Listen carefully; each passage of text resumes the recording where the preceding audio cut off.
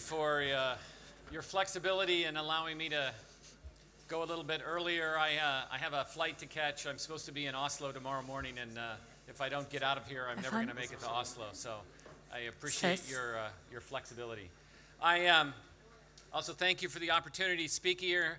I see Turkey as a great opportunity.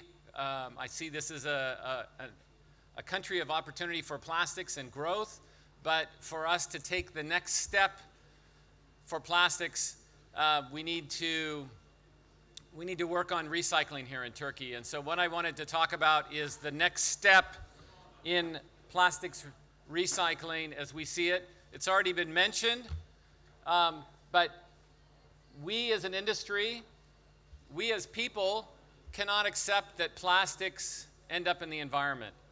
That has to be where we start. And there's too many instances of beaches that don't look like this, beaches that look full of plastics that have floated up.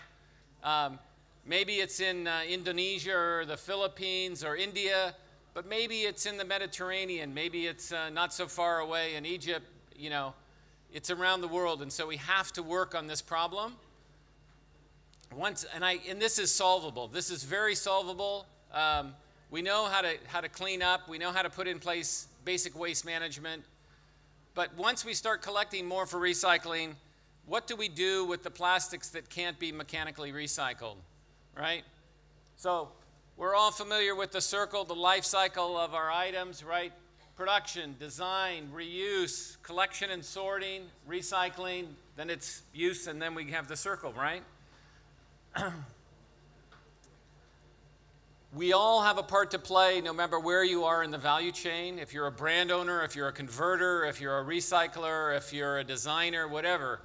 I mean, for us, as a resin producer, obviously we start with the production, but then we also play a key part in design. We've spent a lot of time working on how do we design more recyclable packages so that the rest of the circle can take place. We also are working a lot on reuse, but that's not what I'm talking about today. But if you can't mechanically recycle these plastics, what do you do with them? We can't. I come from Europe. I'm based in Switzerland right now. In Europe, historically, we've mechanically recycled our plastics. Some of the talks this morning discussed this, that we're comfortable with kind of recycling the bottles, picking a few other items, maybe some stretch film, maybe some collation shrink in the back of the store, and then the rest we've incinerated. Especially in Northern Europe, that's the most common thing. We incinerate them with energy recovery, and it was like, okay. And the European Union said that was okay, but the European Union has turned around and said it's not okay. So we have to switch. We have to recycle more. By 2025, we have to recycle 50% of our plastic packaging, and by 2030, we have to recycle 55%. And that's out the back. That's not the pounds or the kilos coming in the front. That's out the back. So after losses and stuff, that means we're going to have to collect more like 70% or more of the plastic packaging and recycle it.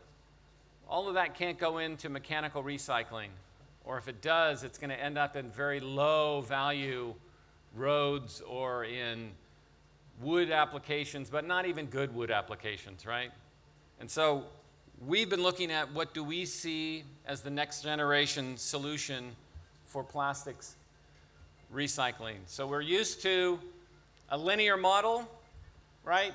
We produce, we have feedstocks, we can have bio feedstocks, we can have oil or gas feedstocks, we have production, we have the manufacturing of plastic products, we have the use phase, and then the linear model said end of life, right? If we were lucky, we ended up with energy recovery. If we were unlucky, we ended up with it in a landfill or being leaked into the oceans or other places. This is unacceptable. We have to change our model. We have to look at more reuse. There's many applications, and that's, you know, come on. Plastics are very durable, right? They fit perfectly into a reuse model. We just have to find the right applications. We've been doing some work on reusable plastic pallets.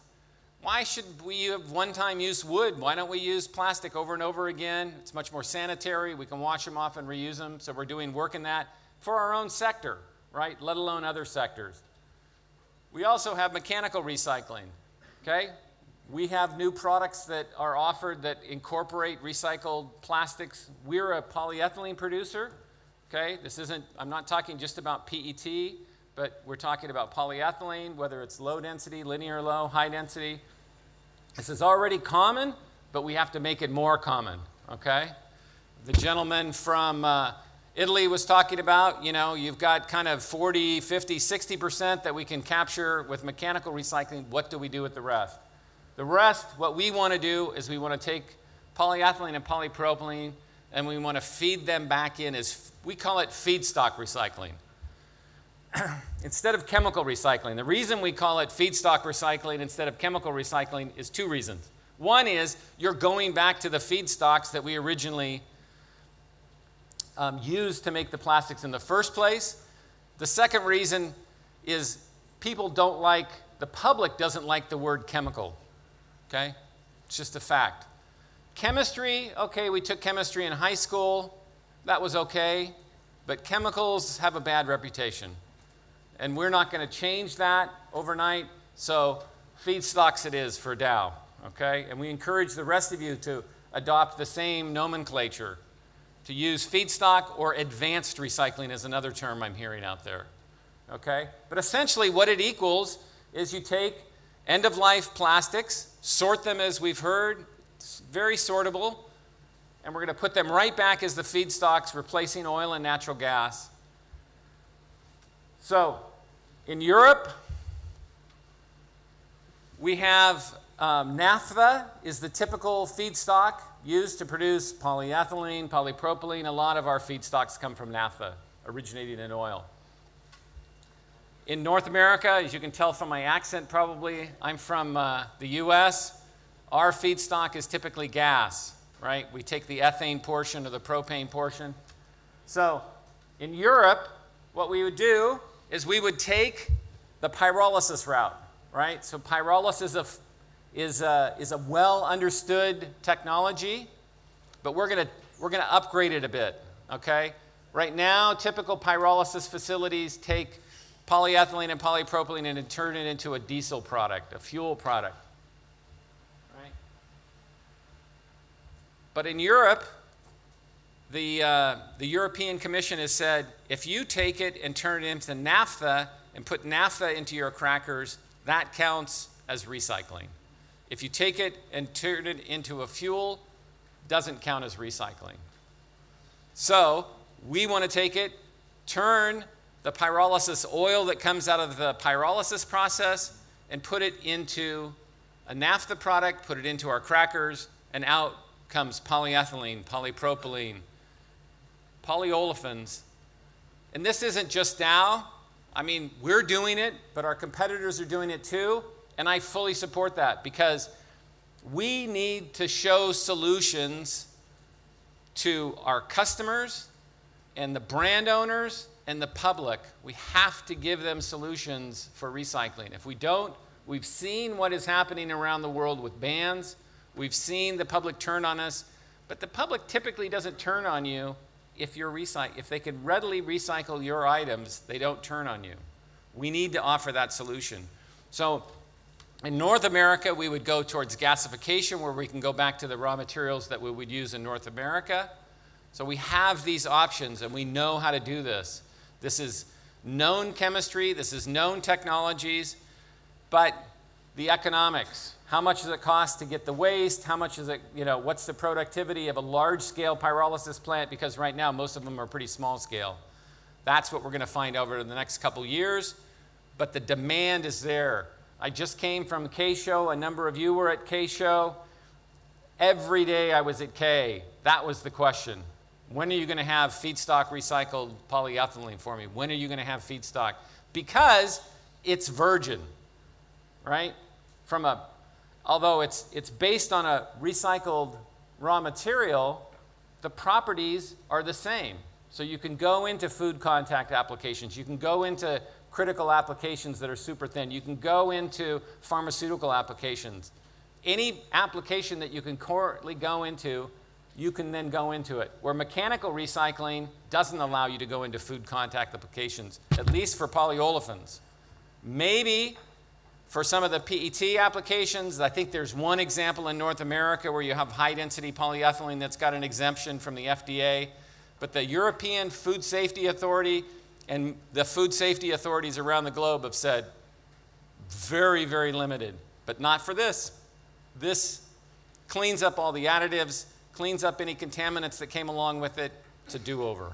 So we see this as the next generation of recycling. We also see that this opportunity is going to create great growth opportunities for us and the industry. And without this, we see a stagnant industry. And if you look at the consultants, if you look at Accenture, if you look at a number of the consultants out there, they back this up. So the advantages as we see this is virgin quality and properties, no compromise. No compromise on color, no compromise on anything, right? Use in food contact or other critical applications, pharmaceuticals. It's fully circular. This is really what this is about, right? We're changing from a linear to a circular economy, and these products are fully circular and go right back in either mechanical recycle or feedstock recycling. And there's no need for further extraction of oil or gas to produce these because, again, they're circulating themselves. You're going back to naphtha and straight back into the cracker and into ethylene, propylene, or whatever feedstock you want. And it has a lower greenhouse gas footprint, a little bit lower. It's not great. It's not as good as mechanical recycling. And so we're not saying you should move everything to feedstock recycling. This is a part of a hierarchy, and in fact, the first thing that should happen is mechanical recycling. Where opportunities exist, where there's money to be made, where the properties meet the specifications, go for it. But this is a great backup to that, and it's a necessary for many applications where, again, in Europe, we're going to have recycled content in food contact applications. They're not going to give you an exemption. They're not going to give you an exemption. So the fees that you're going to pay, the EPR fees and other fees, if you're not being recycled, are going to go up unless you're doing this. So that's why we're in the process of building plants, and our competitors are doing the same thing. And you need to start asking questions of your suppliers about this because we see this as the next trend. And there's no reason that we couldn't put a pyrolysis unit here in Turkey. This is not something that has to be in Europe. Has to be in Gulf Coast? No. We can, the output of this is a liquid, so we can ship liquids wherever, right? So the stuff that's not mechanically recycled in Turkey could end up in a pyrolysis unit, and then the liquid could be shipped to a cracker, ours or somebody else's, for processing into your next circular polymer. So as a business opportunity, as I mentioned before, right now in the world, only about 12% of our plastics is being recycled. Now, granted, a lot of that is going into durable applications. It's going into wire and cable. It's going into automotive. It's going into refrigeration and appliances. It's going to a lot of places, okay? But that's still too low a number. We need to increase that number. We also have about 40%, this is globally, being landfilled. 25% is incinerated, a lot of that with energy recovery, not all of it with energy recovery. But a too high amount is ending up what we call leaked into the environment, and this is unacceptable. The 8 million tons that are leaking into the ocean, unacceptable. We have to deal with that, and we will deal with that. But more importantly is the future. Where will we be tomorrow? And the consultants are talking about in 2050, more than half, get this, more than half of plastics demand is expected to be from recycled plastics.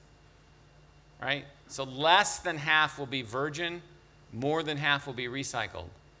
So where are the growth areas? Mechanically recycled, growing rapidly. Feedstock or chemical recycling, growing rapidly, right? Virgin, not so much. So we're adjusting our business models. Hopefully you are adjusting your business models to a new world that's coming, and we think that new world is going to involve feedstock recycling. Thank you.